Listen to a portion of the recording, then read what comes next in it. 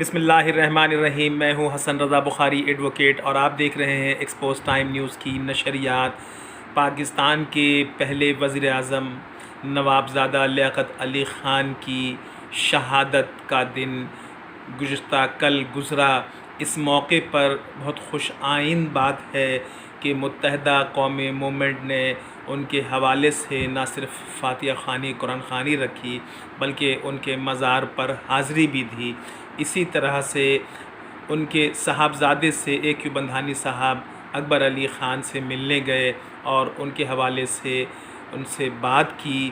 پاکستان کے پہلے وزیر اعظم کی حیثیت سے جمہوریت کے علمبرداروں کو یہ چاہیے تھا کہ وہ لیاقت علی خان کے مزار پر حاضری دیتے اور سرکاری سطح پر ان کو خراج عقیدت پیش کیا جاتا، حکومتی سطح پر پروگرام پیش کیا جاتا، مگر افسوسناک پہلو یہ ہے کہ اس حوالے سے کوئی بھی پروگرام پیش نہیں کیا گیا اور اس عظیم رہنما کو خراج عقیدت پیش نہیں کیا گیا۔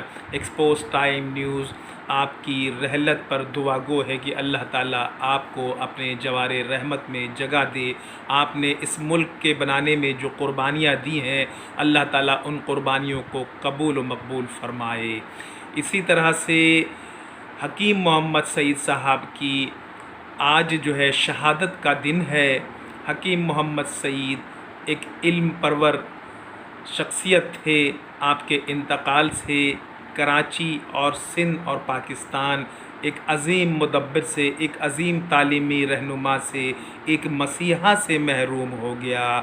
اللہ رب العالمین کے حضور دعا ہو کہ اللہ تعالیٰ ان کی مغفرت فرمائے اور ان کی جو جامع ہمدرد اللہ تعالیٰ اس کو دن دگنی رات چوگنی ترقی عطا فرمائے، اور انہوں نے اپنے ملک کے بچوں کے لیے جو قربانیاں دی ہیں وہ تاریخ میں سنہری حرفوں سے لکھے جانے کے قابل ہے۔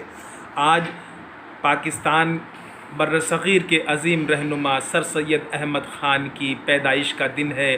اس موقع پر ہم ان کو خراج عقیدت پیش کرتے ہیں، خراج تحسین پیش کرتے ہیں، کیونکہ آج اگر اس ملک میں ہم انگریزی تعلیم حاصل کر رہے ہیں تو اس کا سہرا سر سید احمد خان کی سر ہے، جنہوں نے اس دور میں مسلمانوں کو جدید تعلیم سے روشناس کرانے کے لیے تعلیمی درسگاہیں کھولی، اور آج مسلمان جو انگریزی سے بہرہ ور ہیں ان میں بہت بڑا کنٹریبیوشن جو ہے سر سید احمد خان کا ہے۔